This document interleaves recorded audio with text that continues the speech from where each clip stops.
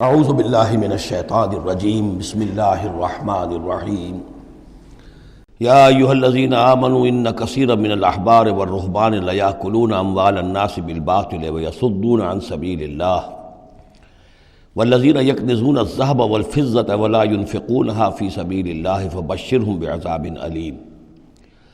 اس آیہ مبارکہ کے بارے میں یہ نوٹ کر لیجئے کہ اس آیت کے حوالے سے حضرت ابو ذر غفاری رضی اللہ تعالیٰ عنہ کی رائے قائم ہو گئی تھی کہ سونا اور چاندی اپنے پاس رکھنا مطلقاً حرام ہے۔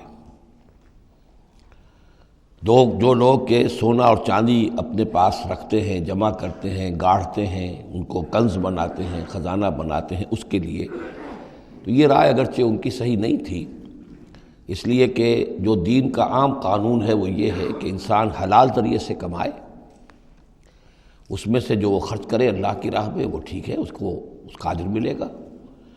اگر وہ کچھ رکھتا ہے اپنے پاس تو وہ حرام نہیں ہے، بلکہ پھر یہ کہ وہ اس کی اولاد کو منتقل ہو جائے گا، قانون وراثت ہوگا۔ اگر اپنے پاس کچھ رکھنا ہی نہ ہو تو پھر وراثت کس چیز میں ہوگی؟ اس لیے قانون تو وہی ہے، البتہ یہ ہے کہ وہ جو کہا گیا ہے کہ اللہ کی راہ میں خرچ کرو، خرچ کرو، خرچ کرو، کتنا کرو، قل العفو، تو یہ ایک روحانی تعلیم ہے، اخلاقی تعلیم ہے کہ جمع نہ کرو، اللہ کی راہ میں خرچ کر دو۔ البتہ جو مال بھی آپ نے جمع کیا ہے، آپ نے حلال ذریعے سے کمایا تھا اور اس کی زکوٰۃ بھی آپ نے ادا کر دی ہے، تو وہ مال آپ اپنے پاس رکھ سکتے ہیں، خواہ وہ سونے اور چاندی کی شکل میں ہو۔ چنانچہ اسی پر پھر فیصلہ ہوا حضرت عثمان کے زمانے میں، اور چونکہ حضرت ابو ذر غفاری اس پر اڑے ہوئے تھے اور اس سے ایک فتنہ پیدا ہو رہا تھا مسلمانوں کے اندر، ایک اختلاف، تو پھر حضرت ابو ذر غفاری کو حضرت عثمان نے حکم دے دیا تھا کہ وہ مدینے سے باہر چلے جائیں۔ وہ پھر ایک صحرا میں کسی جگہ پر کٹیا ڈال کر رہتے تھے۔ میرے نزدیک اس آیت کا اصل محل اور مقام جو ہے اس کو سمجھنا چاہیے، اور وہ ہے ان لوگوں سے متعلق ہے یہ مسئلہ جو دین کا کام کرتے ہیں، احبار ہیں، رہبان ہیں۔ یہ لوگ اپنا وقت، اپنی صلاحیتیں، اپنی قوتیں لگاتے ہیں دین کے لیے۔ عام لوگوں کا معاملہ اور ہے، وہ کاروبار کر رہے ہیں، کوئی پروفیشن ہے، کوئی اپنا اور بزنس ہے، اس کے حوالے سے ان کے پاس آمدنی ہو رہی ہے۔ انہیں جو بھی آمدنی ہو رہی ہے وہ اللہ کے دین کی وجہ سے ہو رہی ہے۔ یہ اپنے پاس اگر رکھتے ہیں اور اپنا جائیدادیں بناتے ہیں اور دولت بناتے ہیں اور اپنے لیے پھر وہ اپنی نسلوں کے لیے اس کو وراثت میں منتقل کرتے ہیں، تو ان کے اوپر یہ آیت بعین ہی انہی الفاظ میں اس کا انطباق ہوگا، اس لیے کہ یہ سارا معاملہ احبار اور رہبان کے حوالے سے ہو رہا ہے۔ اس آیت کا سیاق اور سباق جو ہے کہ ظاہر بات ہے کہ ان کے لیے جو بھی کچھ ہے، یہ لٹمس ٹیسٹ یہ ہے، ہاں آپ اپنی ضرورت پوری کریں، جیسے حضور نے اپنی ضرورتیں پوری فرمائی، ازواج مطہرات کو بھی نان نفقہ دیتے تھے آپ اسی بیت المال میں سے، آپ اپنے عزیزوں کے ساتھ بھی کوئی حسن سلوک کرتے تھے تو وہیں سے کرتے تھے۔ کبھی بیت المال خالی ہے تو فاقہ بھی آ رہا ہے، لیکن ضرورتیں پوری کریں، جائیداد بنا کر نہ چھوڑ کر جائیں۔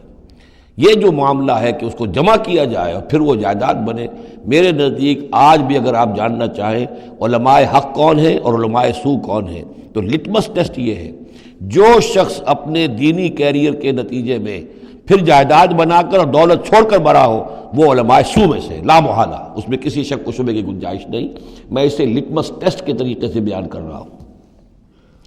یوم یحمى علیہا فی نار جہنم فتکوی بہا جباہہم وجنوبہم، جس دن کہ ان کو تپایا جائے گا اس سونے اور چاندی کو جہنم کی آگ میں، اور پھر داغے جائیں گے ان سے ان کے پیشانیاں بھی اور ان کی پسلیاں بھی اور ان کی پیٹھیں بھی۔ ھذا ما کنزتم لانفسکم، یہ ہے وہ جو تم نے اپنے لیے جمع کیا تھا، لانفسکم فذوقوا ما کنتم تکنزون، تو مزہ چکھو اپنے اس کنز کا۔ ان عدت الشہور عند اللہ 12 شہرا، اللہ کے ہاں مہینوں کی تعداد 12 ہے، فی کتاب اللہ، اللہ کی شریعت میں، اللہ کے قانون میں، تکوینی بھی اور تشریعی بھی۔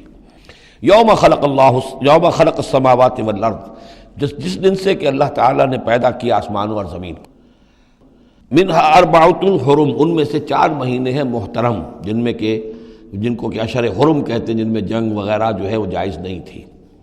ذالک الدین القیم، یہ ہے سیدھا دین، ہمیشہ کا ضابطہ اور قانون۔ فلا تظلموا فیہن انفسکم، تو ان کے معاملے میں اپنے اوپر ظلم نہ کرو۔ وہ ظلم کیا کرتے تھے؟ قریش کی اپنی مصلحت ہوئی کہ کوئی مہم انہیں کوئی لڑائی کا معاملہ ہے ان کے درپیش ہے، وہ کہتے تھے اس سال یا شرع حرم فلاں کی بجائے فلاں مہینے ہوں گے، وہ کیلنڈر کو الٹ پھیر کرتے رہتے تھے کہ اس مرتبہ جو ہے یہ اور عمرے کے لیے مہینہ رجب کا نہیں ہوگا فلاں ہوگا. اس حوالے سے وہ کیلنڈر جو تھا ڈسٹربڈ تھا. لیکن ہوا ایسا ہے قدرت خداوندی سے کہ جس سال آپ نے آخری حج کیا ہے حجۃ الوداع، تو اس سال وہ ساری جو غلطیاں ہوتی ہیں اس کے بعد وہ جو اس کا مجموعی اور آخری نتیجہ یہ تھا کہ صحیح جگہ پر وہ کیلنڈر آ گیا تھا. اسی لیے حضور نے اپنے خطبہ حجۃ الوداع میں کہا ہے کہ استدار الزمان کہیئتہ یوم خلق اللہ السماوات والارض. یہ زمانہ اور یہ کیلنڈر جو ہے، تقویم جو ہے، یہ پورا چکر لگا کر ساری غلطیوں اور ترمیموں میں سے ہو کر اب ٹھیک اسی جگہ پر پہنچ گئی ہے جس مقام پر کہ اللہ نے، جس تقویم پر کہ اللہ تعالیٰ نے آسمان اور زمین کو پیدا کیا تھا. اور آج کے بعد سے ان مہینوں کے اندر کوئی الٹ پھیر نہیں ہو سکے گا. وَقَاتِلُوا الْمُشْرِكِينَ كَافَّةً كَمَا يُقَاتِلُونَكُمْ كَافَّةً. اور مشرکوں سے بھی جنگ کرو ایسے ہی سب کے ساتھ جیسے کہ وہ تم سے جنگ کرتے ہیں، جڑ کر ہر حال میں اور جمع ہو کر. وَاعْلَمُوا أَنَّ اللَّهَ مَعَ الْمُتَّقِينَ. اور جان لو کہ اللہ تعالیٰ جو ہے متقین کے ساتھ ہے. إِنَّمَا النَّسِيُّ زِيَادَةٌ فِي الْكُفْرِ. یہ جو مہینوں کو ہٹا دینا تھا ادھر سے ادھر، یہ پھیر دینا جو ہے اشر حرم کا، یہ بڑھائی ہوئی بات ہے کفر کی. يُضَلُّ بِهِ الَّذِينَ كَفَرُوا. اس کے ذریعے سے گمراہ ہوئے ہیں وہ لوگ جنہوں نے کفر کیا. يُحِلُّونَهُ عَامًا. حلال کر لیتے ہیں اس مہینے کو ایک سال، وَيُحَرِّمُونَهُ عَامًا. اور ایک سال اسے حرام قرار دے دیتے ہیں. لِيُوَاطِئُوا عِدَّةَ مَا حَرَّمَ اللَّهُ. تاکہ تعداد پوری کر لیں اس کی جو اللہ نے حرام ٹھہرائے ہیں. 4 مہینے حرام ہیں آگے پیچھے پھیر کر، لیکن تعداد پوری کر دی. فَيُحِلُّوا مَا حَرَّمَ اللَّهُ. اس کا نتیجہ کیا نکلتا ہے کہ جو اللہ کی طرف سے محترم مہینہ تھا وہ ان کے حساب سے، ان کی غلطی سے پھر وہ حلال ہو جاتا ہے، پھر حلال کر لیتے ہیں وہ مہینہ جو اللہ نے حرام کیا ہے. زُيِّنَ لَهُمْ سُوءُ أَعْمَالِهِمْ. اسی طریقے سے ان کے جو برے اعمال ہیں ان کے لیے مزین کر دیے گئے، کھبا دیے گئے ان کی نگاہوں میں. وَاللَّهُ لَا يَهْدِي الْقَوْمَ الْكَافِرِينَ. اور اللہ کافروں کو ہدایت نہیں دیتا. یہاں وہ 5 رکوع ختم ہوئے ہیں کہ جن کا تعلق ہے نبی اکرم صلی اللہ علیہ وسلم کی بعثت خاصہ الی اہل العرب. اس کی تکمیل ہو گئی، اس کے مقاصد پورے ہو گئے، اس کے ضمن میں آخری احکام دے دیے گئے. صدق اللہ العظیم.